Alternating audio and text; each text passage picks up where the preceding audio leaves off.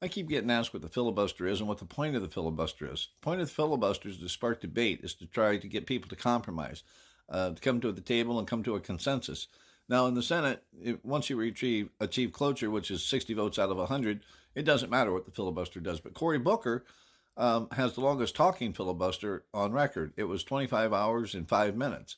You can't sit down, you can't lean, you can't eat, you can't drink, you can't go to the bathroom. That's a filibuster.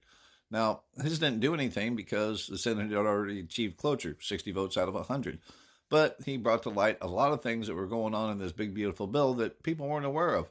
Possible cuts to Social Security, Medicaid, the Immigration Act, things that are being done against immigrants. And he made sure that he made the public aware of what was going on, which was great of him. Fantastic. That's called the talking filibuster. In 1957, the Civil Rights Act of 1957, Strom Thurmond stood up and talked for 24 hours and 18 minutes.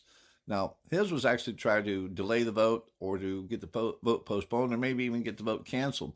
Now, the Civil Rights Act of 1957 still passed, so it didn't really do anything. But he got his point across also. In my mind, it made him a racist. Now, maybe I shouldn't say that. Maybe I'll get in trouble out here on TikTok for it. But he was against the Civil Rights Act. He was against the 15th Amendment.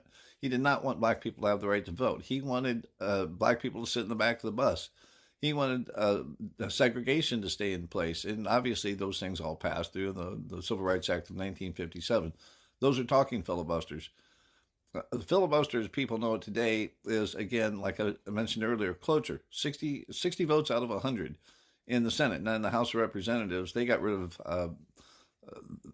this in 1842. So you can't have a filibuster in the House. So you can push through anything you want as fast as you want, as long as you have the majority in the House and everybody goes along with you. That's why things rip through the House as fast as they do. And then once they get to the Senate, they just drag their feet because coming to cloture is difficult to do. It's hard to get 60 people to agree on anything out of 100. If you can get 60 people to agree on the same thing out of 100 people, you've done something right there. That's where the filibuster is that I know of anyway.